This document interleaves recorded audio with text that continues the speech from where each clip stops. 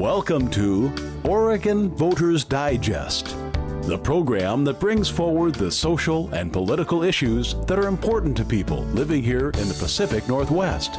And now, your host, Bruce Broussard. Welcome to this segment of the Oregon Voters Digest. I'm Bruce Broussard, your host. Well, folks, guess what? I am running as Bruce Broussard for County Commissioner, District Number 2.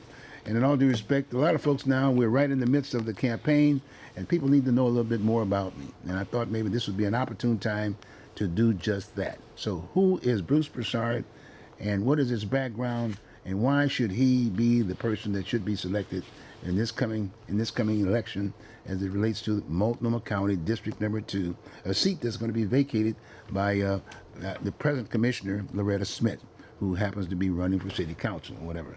And joining me along that line is a guy that I've known for a number of years, who, by the way, is a former Marine. Actually, once a Marine, always a Marine, right? Mm-hmm.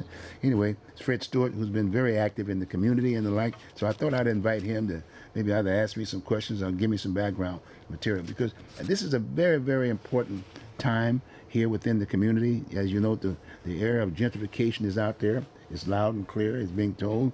And folks are concerned about the issues, the major issues here in District Number 2.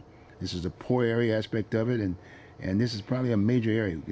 We got housing, we got homeless issues, we got crime issues, we got all kinds of issues here in this area. So it's very, very important that we make the right choice. Okay, so with that, I'm just going to go on and introduce Fred here. Fred, come on in. How you doing, bud? Pretty good, Bruce. How's the business been? So far, so good? Real estate is doing very well. Okay, good. Well, what's on your mind? Let's talk about me. What's up? What's on my mind is pointing out to my family and friends all over Portland about the opportunity that Portland white media wants to make sure that white people and black people in Portland don't know about, and that's you. I mean, I've never been so offended by a group of political white people in my life. I mean, some of these people I may never want to meet again. We'll see. But, I mean, none of them endorsed you. Not one of these darn unions endorsed you. And, you know, I look at your resume here. I don't know if you guys can show this. Look at this. It starts up here and goes all the way down to here and goes back basically 40 years. Right? No, just hold it steady. Just hold it. I'm sorry? No, just hold it. I'm going to hold it steady. There you go. Friends, look at this. And then they go and import a brown-skinned woman because they know a lot of white people in Portland want to see a multiracial representation on their county commission as well as other areas. And so instead of endorsing Bruce, who has worked with them, look at this. A lot of the things on here, he's listed on here, he's worked with these people who are endorsing another woman, okay, who's not from here. Has done some work here in Portland, but let's just say her list is a lot lower than this, a lot smaller than this. And I see this over and over, friends, with black people who try to run for office in Portland. It's very difficult for a person like Bruce to contribute at this level.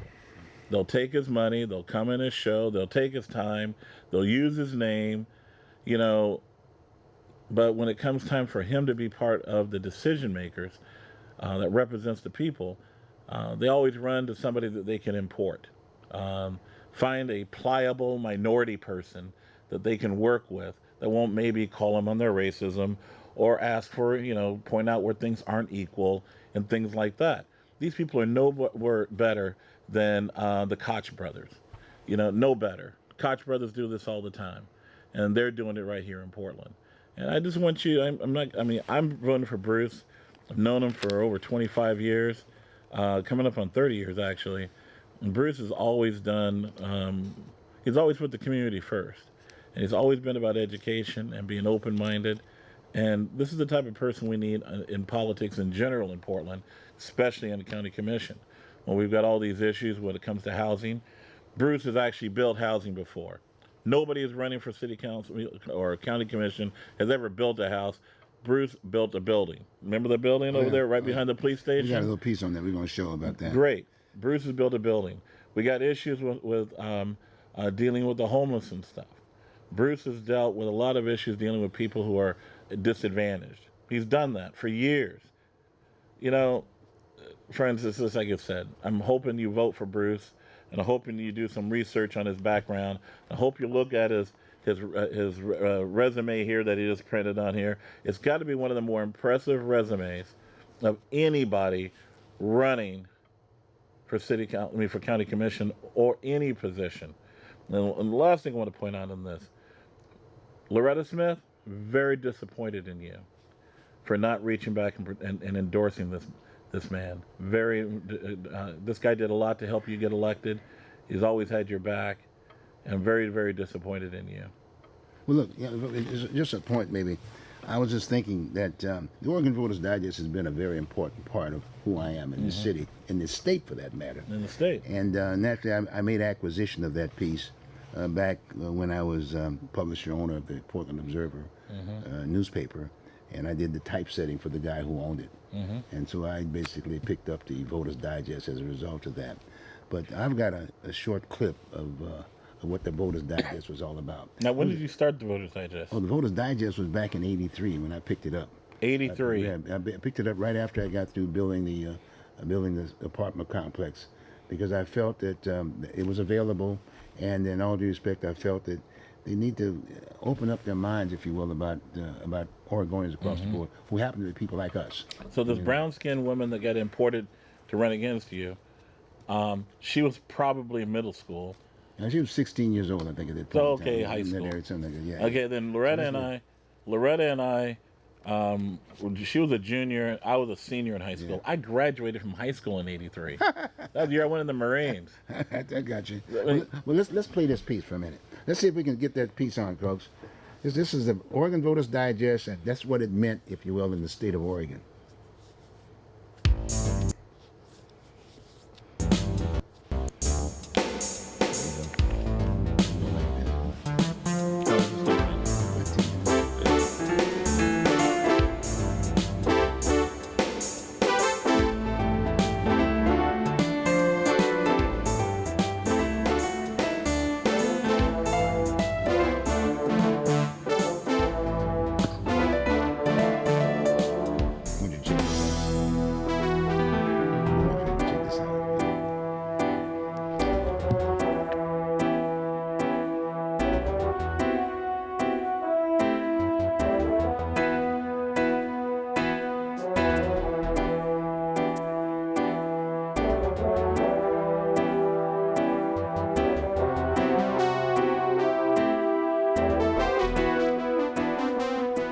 Oregon Voters Digest.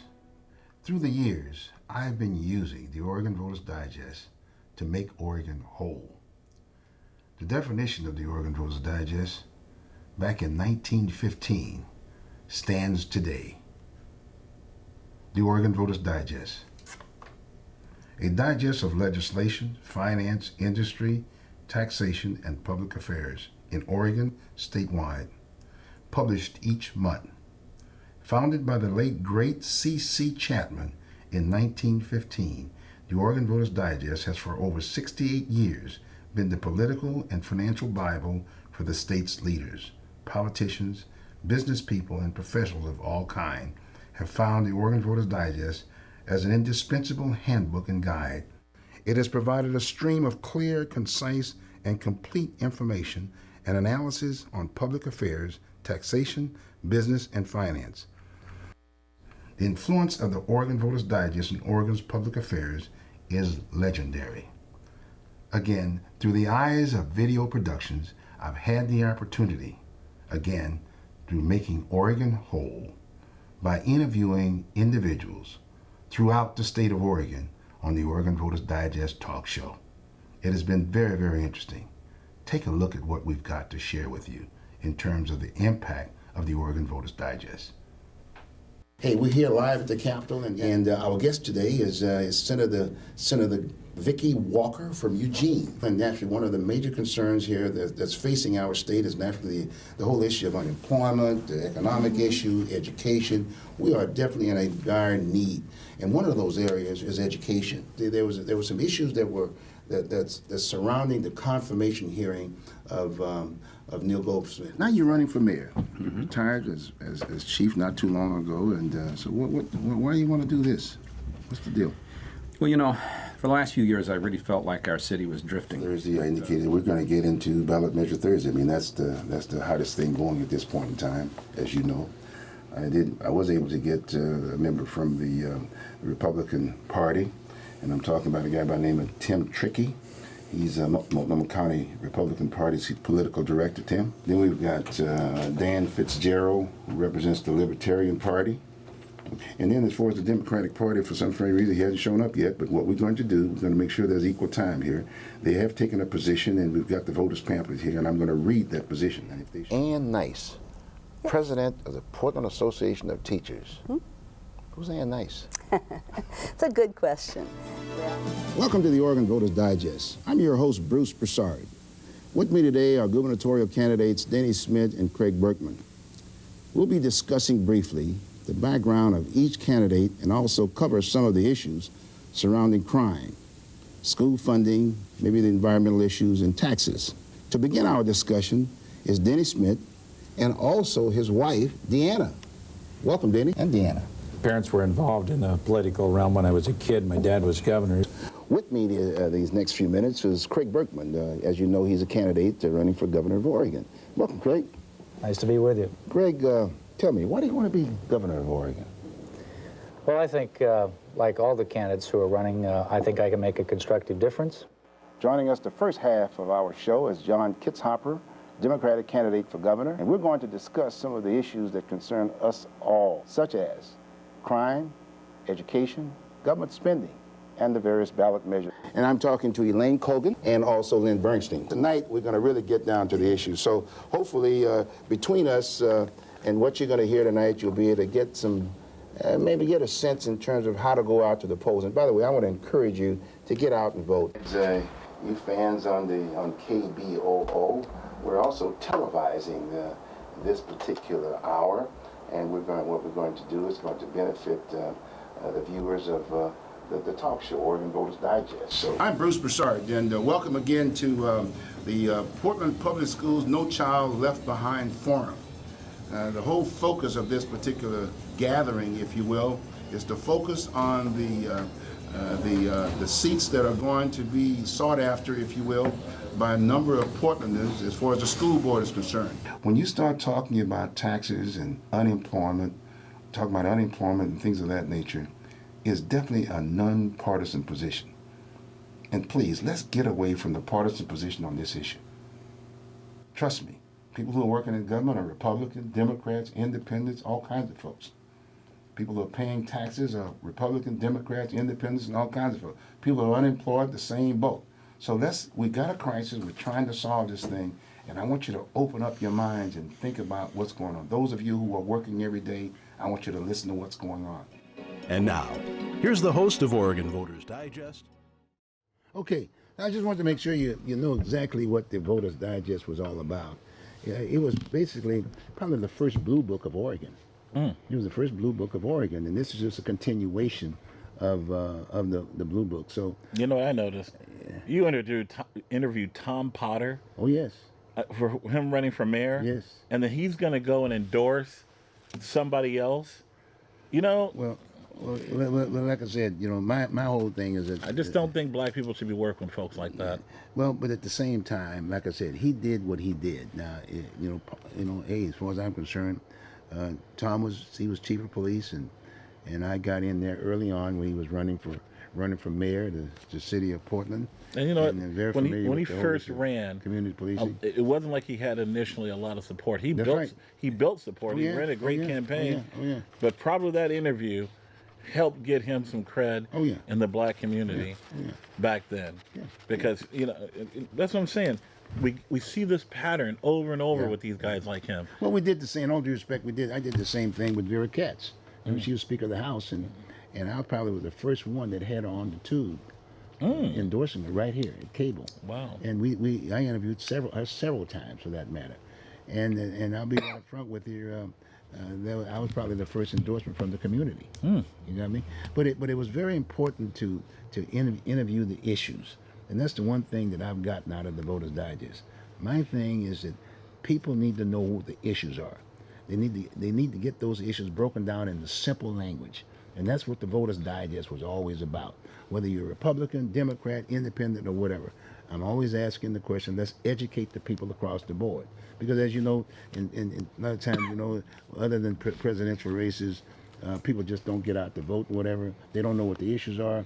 They've got top-notch commercial kinds of folks that prints material out. You get stuff you get. So it's very, very important for you to know what the issues are, because issues are very, very important, if you will, within any society for that matter. So the Voters Digest really played a major role and continues to play a major role today.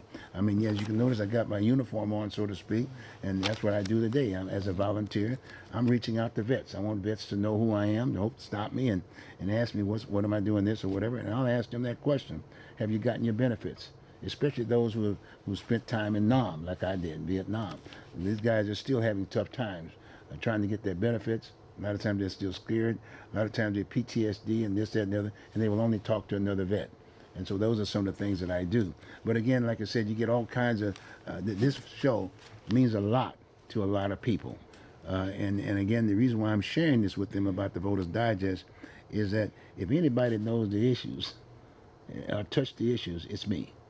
It's anyone. If anybody knows who these people are when they run, that's just not just me. It's the show. It's the Voters Digest. You got me? I mean, I've invited anybody and everybody, from presidential to the, well, it be dog catcher or whatever, but it has to be relevant, if you will, to the issues that are around. So that's what the Voters Digest was all about. Well, see, Bruce, that's another reason why I endorsed you and why I'm voting for you is you know everybody, you've talked to everybody over the years. That's just your normal way of being. You know, I mean, you've never been the type of guy who's been a demagogue or nothing. You've always been the guy who's focused on the issues and been open-minded to listen to the other side. And none of these people that are not endorsing you, everyone who's not endorsing, they're not voting for that. And then they're going to go around. I'm sure Tom Potter hates President Trump. I'm sure the unions don't like President Trump. I bet they even think he's racist. You know what I mean? Which is funny, because President Trump has endorsed more black candidates for office than all of them have in Oregon. Think about it. Well, a lot of people don't realize that, you know, a lot of Democrats voted for him. I mean, if you want to play that political thing, I know, the but fact of the matter is, he's president of the United States, and my thing is that what are the issues here in Oregon? And it was specifically here in Portland, Oregon, at this point in time, especially this race, because I'm doing this specifically because it concerned me when I saw the people that were running for office that had filed.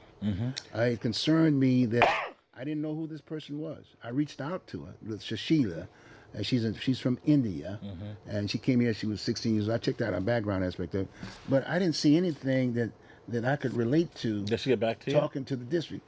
No, she didn't get back to me. She didn't have to. She's got all the white people. Well, but the bottom line is that, and it's happening. And basically, I saw your postings, if you will, and I noticed that one of the gentlemen made it very clear. Said, Bruce, you got a machinery here, so to speak. And the bottom line is that they control everything. They basically say who's running, who's not running, who can run for this seat and whatever.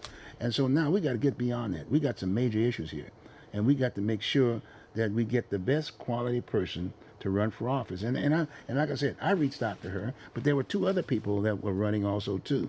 There was Maria Garcia. She's running, and right up front with it, she has an issue. In all due respect, and it is an issue. Sanctuary city and sanctuary state. And it is an issue.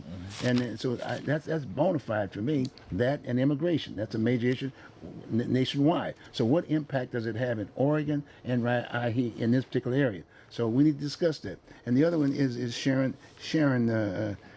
Maxwell. And so as far as I'm concerned, hey, she's got something. She's got young people. She's got kids and whatever.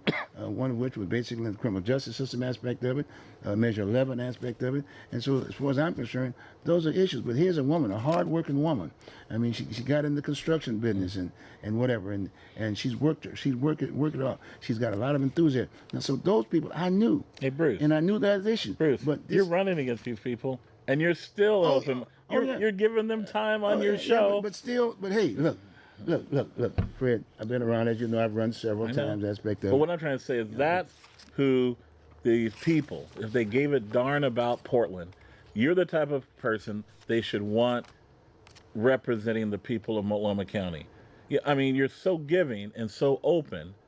You understand? I mean, like I said, when I see any of these people, I don't know. I may never talk to them again. Well, no, well, let me put it this way. Sometimes people want to say, well, okay, fine. Well, Bruce, you're a Republican, you're a registered Republican, you're not a Democrat. Well, but see, people don't understand something here. Our history was with the Republican Party. My point is that Lincoln, I'm a Lincoln Republican. What that means, if you will, I want to get people back to that issue, back in the 1800s, when in fact this president gave us our freedom and gave us our American contract. That's very good. He basically signed off on that deal, and then, as you know, we're military guys, and then and the movie Glory just really brings it out. I would recommend very strongly that you need to look at that about 2 or 3 different times. It tells the whole story. And in fact, I'm still thinking about some of the issues that we're having on today, like the assault weapon thing, the issue with guns and this, that, and the other. And I'm saying, well, when he gave us that freedom, and he allowed African slaves, we became American citizens when he allowed African slaves to join the military in that Civil War aspect of it. And guess what was happening? All of a sudden, in one of those scenes, they issued assault weapons to black folks. Okay, that was the under the Constitution, the Second Amendment, right? Right to bear arms. The assault weapon. And in all due respect, even though the man got shot in the head, the fact of the matter is, and I don't know of too many Marines that still aren't card carrying NRA membership. Not that we believe in a lot of that politics aspect of it, but my point is that we were we were issued assault weapons. Now, Bruce, there's one story I want you to tell real quick. Yeah. I want you to talk about the creation of District 18. Oh, that was very interesting. Okay, because that was how we got our first black legislator. Yeah. Margaret Carter. Yep. And we've had. She wasn't the first. She wasn't? No. Who was the first? The guy was the first was a guy named Ed Leak. Oh, I'm talking about black. I mean, he was white. He was white. But he was my point white. is that Ed just basically sat in the seat for a while. He understand that I had problems because when I was at the Observer, Portland Observer aspect, had problems with folks around the table trying to say, okay, fine, who would be the best person to represent this district? And I'll be right up front with it. It was Harold Williams. And Chad Dedman wanted to be one. Bang Bang Walker. They had about 4 or 5 people that wanted to sit around all the these table. guys are gone now. Yeah, they're all gone. But the bottom line, that Margaret's we were still here. And and it was not. And the idea is that it was not about being anti-women for that matter. The fact of the matter is, we keep talking about where the men in a community aspect of it. And Harold was educated, if you will. He's very outspoken, et cetera, et cetera, et cetera. So, but he also knew the area. He knew the area. So the name of the game was, okay, fine, why don't we go and get... So that happened, and then all of a sudden, Ed did one term, and then and then all of a sudden, Margaret came up. Margaret had no idea what's going on in the community. But it was Vera Katz. She was still on welfare then. No, yes, right. Vera Katz picked her. It was a women's thing. Vera was in a kind of a women mode, as you know, when they were demonstrating against the city club and things of that nature. So, but they picked Margaret up. And when they picked Margaret up, they gave her a job at PCC, Portland Community College, which, by the way, we brought to the state of Oregon. Black folks did. You got me? And Dee Bernardus was the guy that put that package together. And they gave her a job, and you know the rest of it. She ran for office, and then from that point on, she just stayed there. But the point that the real concern I had about that was that the idea was to have somebody from the community to get the seat that could work to the community, come back and work in the community. Housing and things of that nature. My point is that, but once she got elected, that was it. She was in Salem, and in all due respect, she had no idea about the area. So basically, someone else was basically running the office. But she could sing. But she's a good person. I mean, she sang a lot of good Negro spirituals down there. But if I had to do it all over again, I would have said, okay, fine.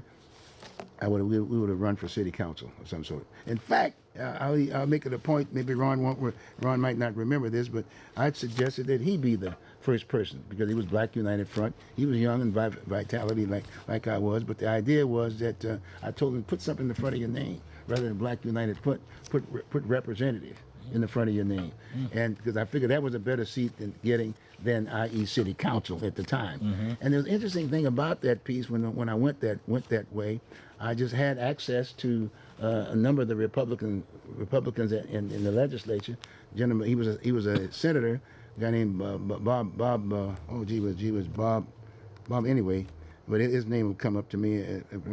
But anyway, Bob was there, and he was a friend of mine, and I told him, I said, man, I got an issue. Can you help me out?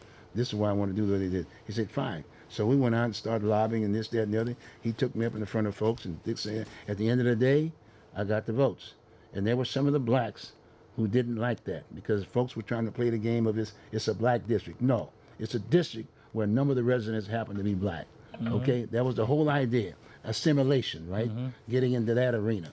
Well, it worked, and some of the folks did not want it. In fact, Vera didn't like the idea, and the only person that was really interested in it was and was fine. She came my way was Deborah's mother, Gretchen Kafori. Gretchen Kafori was the one that said Bruce would be cool, but some of the folks, and I can name Bill McCoy, didn't like the idea, and the like and whatever. But we worked it. But unfortunately, I tell you what's happening. All those folks who have been in those positions to open those doors, they never came back and worked that community. They didn't come back and work the community. And that maybe, for whatever reason, I was just thinking that they were just as articulate, if you will, to put this piece together. But that just happened this way. Now here we've got a District 18, and a black is not sitting in that seat. Now I'm just saying that was the purpose of the whole deal. Yeah, but we do have a Native American, which I think is very good. And what's great about her, I think she's done good for her rookie year, but she ran against a black woman, and that was a very good race. The two of them running against each other. That was a very good race. It was the first time each one of them was running for state rep, and I think it was very historical. That's one of the reasons why I keep telling people they need to think a lot of this came from you. That would have never happened to have a black woman and a Native American, and this Native American girl. I mean, for her first session, she's turned out to be, pretty good. I think that district would have won. It would have been great regardless who won. Yeah, but see, but I'm just thinking though, when I think about the folks who ran and Margaret, there was no mentorship. There was no mentorship. Yeah, no mentorship from mentorship from Margaret. No. They were sitting on all of them. All due respect, the whole idea, and we talked about this. I said, hey, look, you got to bring folks from the community. Sure, it wasn't a black district, but the whole idea is that the image of what we were doing in Oregon was such that, say, gee, black folks aren't doing it, they can't do this, that, and the other. Well, you got to work it too. You got to make sure that you nurture it, and put folks together. But anyway, now it's still District 18 to a certain degree, but we got the big word called gentrification. Do you see anybody sitting up there? Now, I forgot what it's called now. The same seat, the seats is called different now, but I understand. You see what I'm saying? Yeah. Okay. Well, I'll tell you what we'll do. We're going to take a short break because I got another clip I want to throw on that will come up with another discussion. So let's see if we can get that clip on. They'll make the announcement, and then we'll come right back.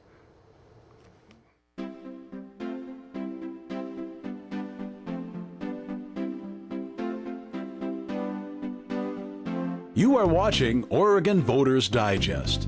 This program can be seen again on these channels on these dates and times. Tell a friend.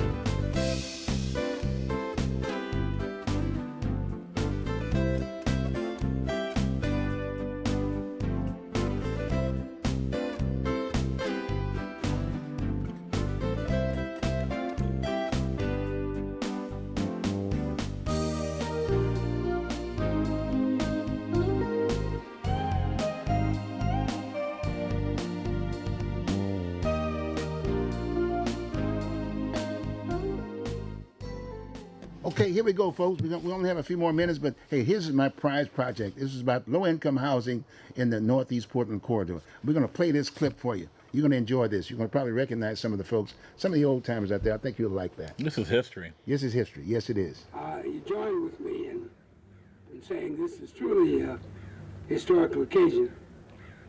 And the history that is connected with this is more than just the fact that a building is going to be put here.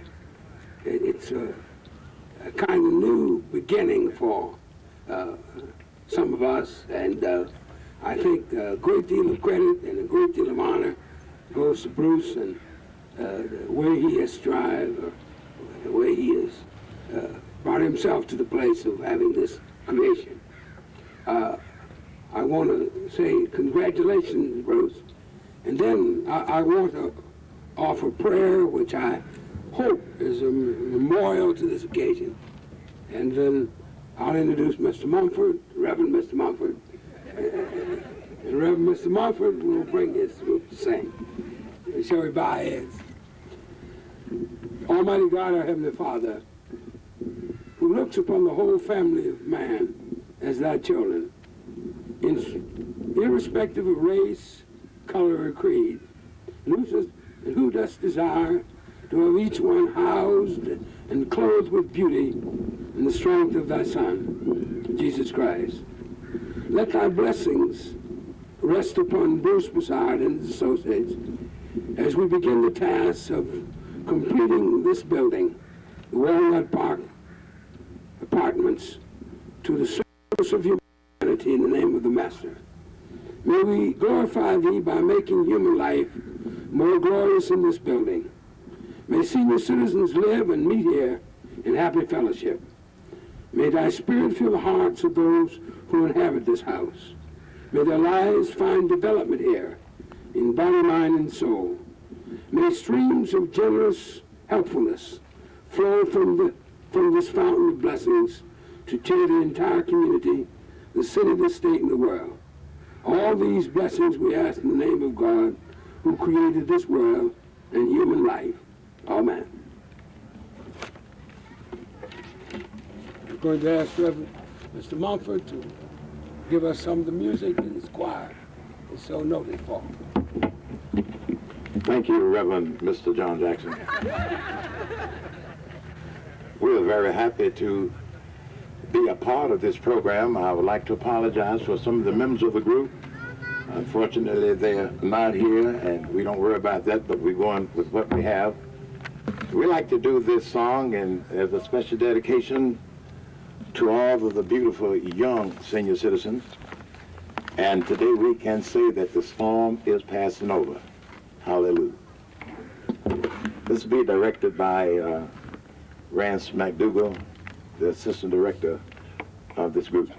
So we're singing out. We don't have any microphones. Can you hear me out there? Say yeah. Can you hear me? Yeah. Huh?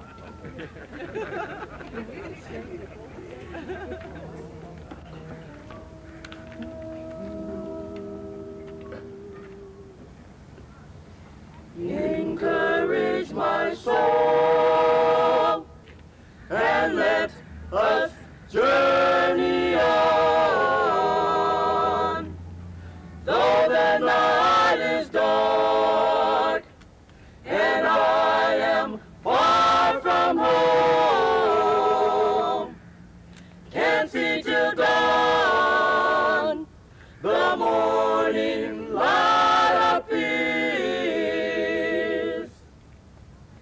The storm is passing over. The storm is passing over. The storm is passing over. Hallelujah. Hallelujah.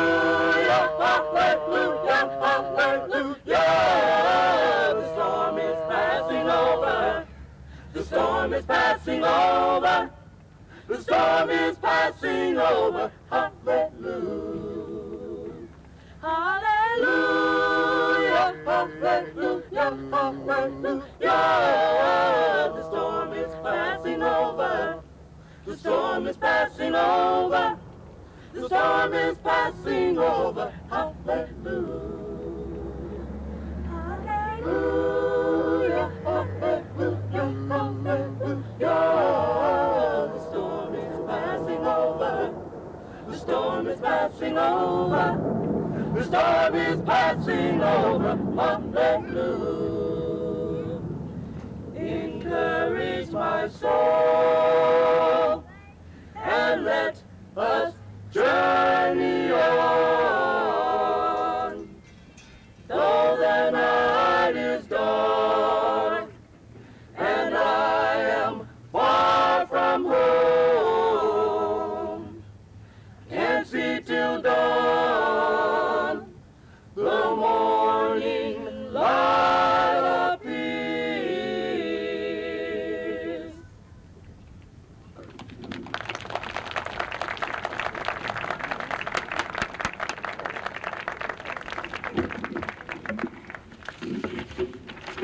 Thank you and good afternoon. Over the past 2 years, Broussard and Associates have diligently worked to develop the Walnut Park apartment complex. Today, we are witnessing the kind of success that can occur through cooperation between the private and the public sector. The 38-unit single-bedroom complex is specifically designed for senior citizens. Not only is it designed to the highest of fire code requirements and soundproofing for acoustical privacy, it is designed to be energy efficient. All units, whether on the east or the west, are designed to receive soft sun in the winter, and overhangs will shade windows from the hot midday summer. Our crime prevention unit has an extensive volunteer program to train citizens in crime prevention so they can make their homes and neighborhoods safer places in which to live. Safety and security measures were also of extreme importance in the design of this complex. The ground floor units will have windows designed to prevent entrance through operating sections. The lobby will be visible from both the street and parking areas. Personnel in the complex office will have full view of the parking area entrance, the community room, mailbox area, elevator lobby, and patio. Clearly, crime prevention design consideration, coupled with extensive citizen training, will foster a sense of pride and safety within the neighborhood. This housing complex is also a complementary to the city housing policy, which calls for the city to support public and private action which increase housing choices for all Portlanders. Improvements recently made to the Fred Meyer Shopping Center, street improvements now underway on Union Avenue, jobs through the Tektronic facilities and others are all indicative of the renewed economic development interests now occurring in this very viable community. We must continue to create and foster this favorable environment which attract housing, employment centers, and commercial revitalization. Broussard and Associates are to be commended for a job well done, and I encourage future private sector investment which are necessary for upgrading and maintaining the livability of this community. In addition, it is a special privilege for me because 8 years ago, Bruce and I had a very long talk about this very day. If you recall, Bruce had a very promising career in the Marines. And he came to me one day when I was Model Cities Director and said, "Charles, I'm thinking about leaving the Marine for the private sector." A very, very challenging move. Those who have been under the protective arm of Uncle Sam sometimes find it very difficult to adjust in the world outside. But Bruce and I labored over that for a number of months. And we talked about the difficulties he would encounter, the transitional period he would have to go through, as all servicemen do who leave the service.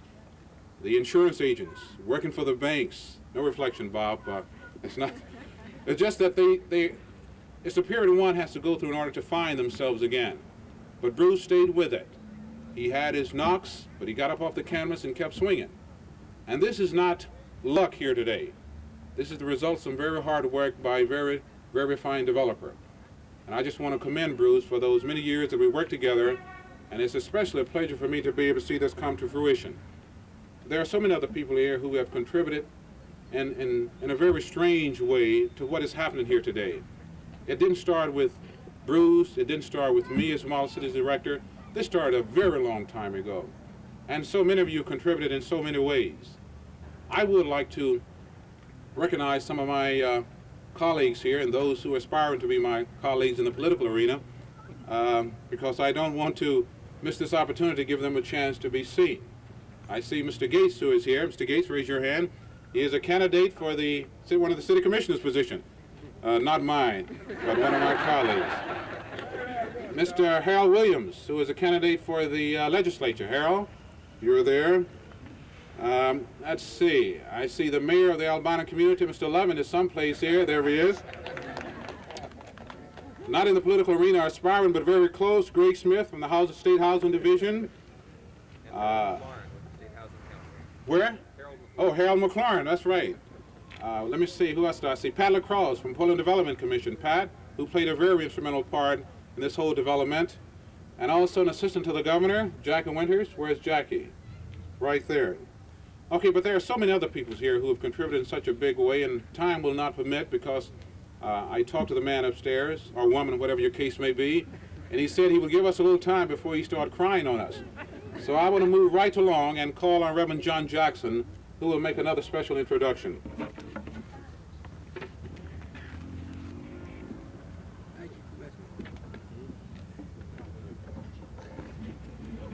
When we think of senior citizens in this area, two names stand out very prominently. I think of, almost in the same breath, I think of Edgar Jackson and I think of Marie Smith. And I think of Edgar Jackson, who has since gone, and his activities when Edgar was 80 years old. He got himself a new career working with senior citizens. And Edgar went back to Washington, and I understand he stomped around Washington until he got some things for the community here. And it was remarkable to see a man that had gotten that old and yet had the vigor and the vitality and the vision to be able to do some of the things that he did. And along with him went Marie Smith. It's difficult to understand how people can go for years and years and years and still have a mind to do the things and still have a spirit to do the things. And I think that it's so credible to introduce Marie Smith that if any of you here can live as long and be as active at the age she is, if you can do that, I think you're more than a credit to the community. Well, come on up here, Marie.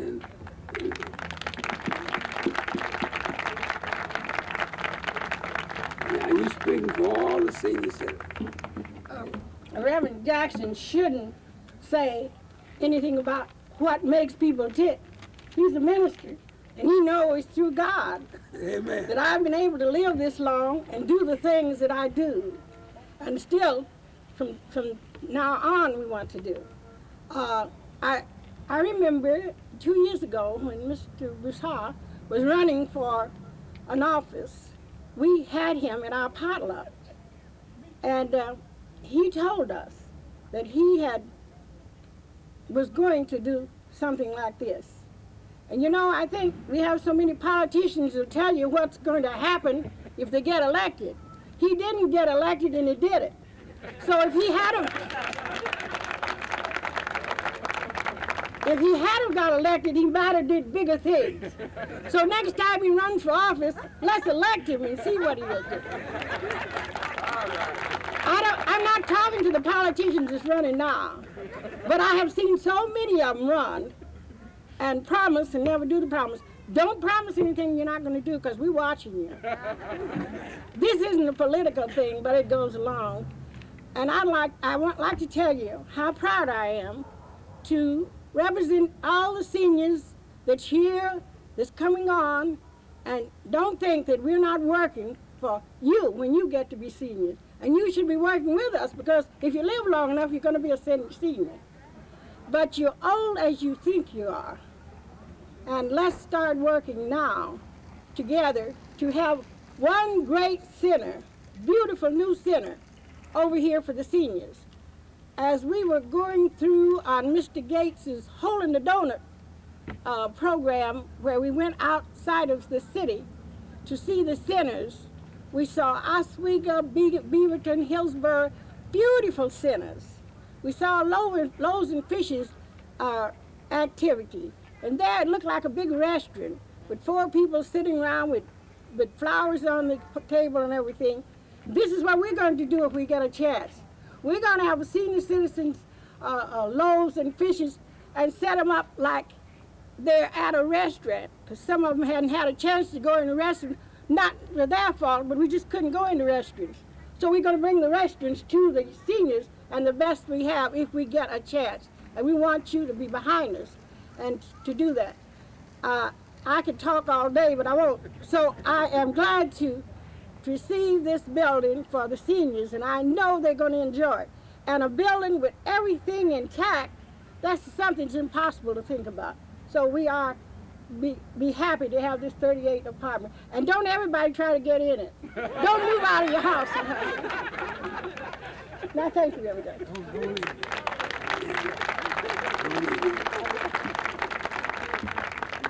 Before we go into the ribbon cutting, I just noticed that Senator McCoy just came up. He works with young people, but maybe he wanted to say something to the senior citizen.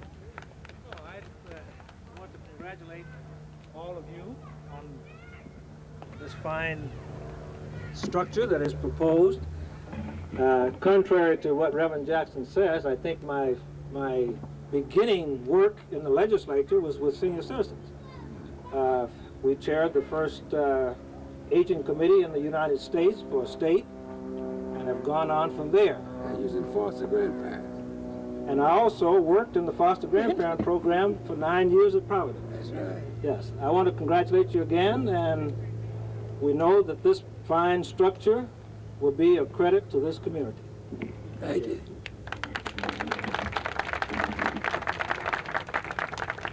Can Charles stop politicking a little while and come over here?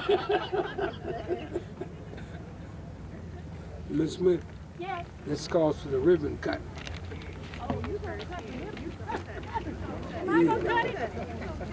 I didn't know I was to cut it. Come on over here. How you want to do You going to let me do it, Charles? it? Sure, let you do it. I'll just. Yeah, we just go stand here and watch you do it. For you. This is the first time I've ever cut a ribbon. You cutting the toughest part of Yeah, all. you Cut it can't down cut the here. thin part. Now I want to cut this. You got it. You can keep it. Congratulations. Keep the ribbon. You keep that. This is yours. Keep the ribbon in the center. That's it. Oh, thank you. There you go. Thank you. Thank you. I brought us back. Okay, look like I'm back here. I'll probably be doing this again sometime soon. I got a number of those members, if you will. Big Bob is here today. Bob, you probably recognize Bob. Bob's been part of my Oregon Voters Digest group, if you will. We've had many times here, Bob. Long time. Talking about issues. Yes. You know, and right up front with it, we had a balanced situation here because he was a Democrat and I was a Republican. But at times, Air Force too. He was Air Force. Yeah, that's right. I tried to get him in the Marine Corps. You know, Yeah, got right. close. I said my dad. But anyway, but in all due respect, Bob's here because, in all due respect, we've always talked about issues across the board, community, this, that, and the other. And as I indicated, Bob knows pretty well why I'm running because I'm very concerned about all the work we've done and all the issues that we're faced with here in this community, in this state, just like with you. And so the idea is that naturally, I think I shared that with you, but that's why I'm running because I was concerned about where the support was going to go and the lack of knowledge of the person who has identified as the leader. And her name is Shahia. She's probably a nice woman, if you will, but the fact of the matter is she doesn't know this community. And that's the thing I was concerned about, Bob. Well, one of the things that I've always appreciated in our 20-some years of well, it's been longer than that. It's been longer than that, Bob. I'm like, my goodness, we've been doing this show about that long. Yes, easy 30 years. And I can remember when one of the times, I think it was, we had just met or we were bankers. Yeah, I think we were bankers. We were all bankers. So and we tried. For another bank. I went for U.S. Bank, remember? Yep. You were working for U.S. Bank? What bank were you working for? I was working for First National. Yeah, First Oh, National. my God. Yeah. And we were all black bankers in the 1980s? Wait a minute. We brought all black bankers together. That's right.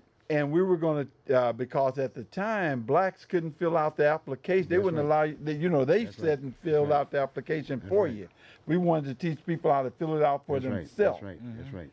And we had a meeting. That's right. And the next day, after that meeting, many of us received a message from on high. Yes, that's right. That said, you cannot teach anybody anything about banking unless we say so. That's right. That's Yeah, right. you know, Ralph Nicholson got one of those letters. Yeah. Well, let me throw something else out there, but I'm glad you brought that up because I was working for Johnny Loriaga, who was chairman of the board of U.S. Bank. And it was Bob Duncan, in fact, it was Bob Duncan who was kind of like, it called me to ask me whether or not I'd appear with him, take a shot with him, because he was a congressman. No, And Lee Henderson was the Observer. In fact, that's how I made the deal with the Observer. Lee Hendricks had asked me whether or not I could take a picture with Bob Duncan. So then it gave me an idea about, hey, why don't we put this association together? Right. Remember Paul Cook? Paul and we were part of the organizing. Those guys, big Mays, and all those guys. And the whole idea was to put together this luncheon to learn about banking across the board. And I told John Loriaga, I said, hey, look here, we're just getting into the affirmative action kind of stuff. I said, what better opportunity than to educate folks that are already in the bank, if you will. Right. And you had to be an officer in the bank in order to be an officer in the organization. And then we had this guy who was a keynote speaker from Seattle, Washington, who was a banker. He'd written a book called Banking for the Non-Bankers. Remember that? Yeah. Those are some good days. It was. Those are some real good days. Friends, and why wouldn't the unions, why wouldn't Tom Potter, why wouldn't Deborah Kafori want somebody like this on Multnomah County who comes up with things that move the needle forward for people, not just himself, but for everybody in the room? I can answer that for you, Fred, and it's simple. It's easier to talk about the issue than to work on the issue. And Bruce is a worker. You know, that's the one thing I can say about him. If it's something that the people need, the people want, and people tell him that's what they want done, and he'll figure out, well, and he'll tell you if it's a good idea or a bad idea. But not only that, if it's a good idea, he will work the plan. And you got politicians in there today that won't work the plan. They want to look good, smell good, talk good, but they don't want to do any of the work. I mean, it's simple. Let's talk about Bob. I got to get this other thing with Bob. Let me tell you something about Bob. Bob was a union man. He retired as a union man, and he knew how passionate I was a union. But the bottom line is that we got together because I got excited about. One union endorsed him. Yeah, but I got excited about Bob. Bob, in fact, we put an organization together. Right. The whole idea, we put an organization together to make sure we went from pre-apprentice to apprentice. That's right. And we went union. Went union all the way. Didn't go with the non-union. That's right. We were trying to do it with the union. We met with them. And they were looking at it, and they were. There's another case where sometimes you try and act like you're going to do something as you try to defeat. Exactly. But see, this is what I'm getting to. I know Bruce has been supportive of unions whole time I've known him. Oh, he's a backdoor Democrat. And you know what?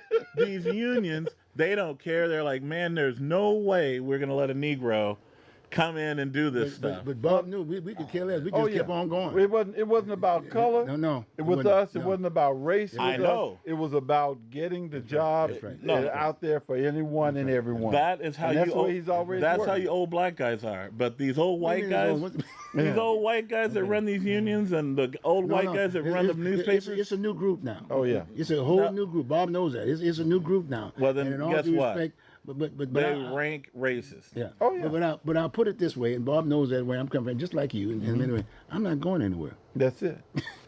Only place I'm going is when God calls. That's right. They imported a brown-skinned woman. Well, but the bottom line is this: imported her. If I can control you, you can work with me. Yes. You know, that's the nature of politics today. If I'm in control, you can work with me. And they say that's the way they have treated blacks in the state of Oregon since the day it happened. They treat us like the Koch brothers treat the Republicans. Oh yeah. Except they don't treat me that way. Well, my thing is, I don't know. I'm sorry, Bruce, that I live in Clackamas County. No, you live in the United States of America. That's true. I do. And I'm not ashamed to tell a person, no, Bruce is my friend. Yep. Regardless of what you think, Bruce is about the people. Hey, you're a union man, you play golf. Yeah.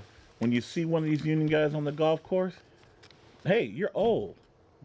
You could always say it was medication. You understand? You can say, I'm on my new medication. Use my club as a weapon. Yeah. I mean, come on. But in all seriousness, now, due respect, and ordinarily I would never do this, as far as a particular person. I'm very familiar with the other two people that are running. They do have a platform, but this is an insult.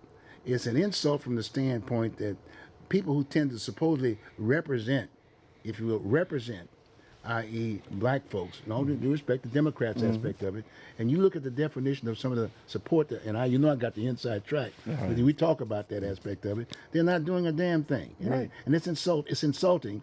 And then to choose this person like this, and it's not her fault It's the people who selected her. That's the key. But And Bruce, that's the concern I have.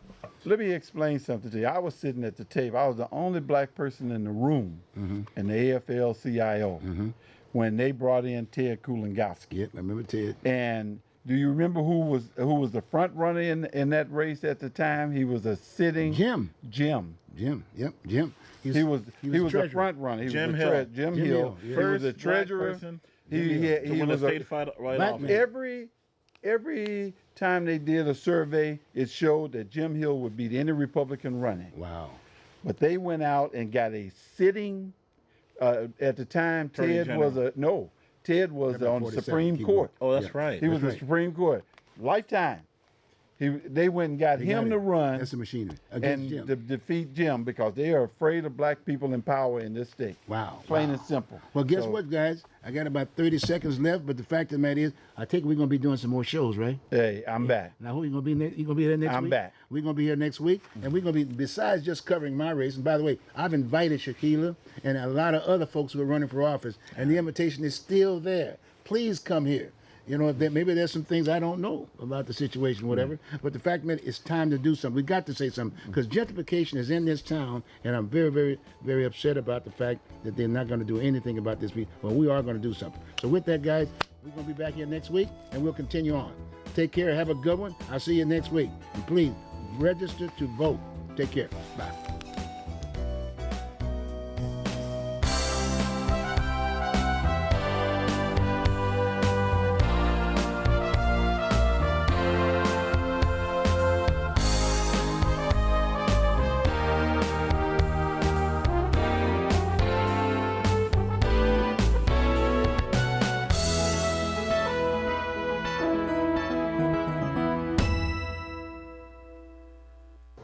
Hey folks, I'm Bruce Broussard, and as you might know, I'm running to be your next county commissioner. But I will continue to host our Oregon Voters Digest, and will likely share my views on important issues here. And since this is going to be a very important election year for everyone, I'm opening this platform for other political candidates to share their views too. So, if whether you're also running for Multnomah County Commissioner, or if you are going to be on the ballot in any other position in our viewing area, you are welcome to come on this show and tell us what you are all about.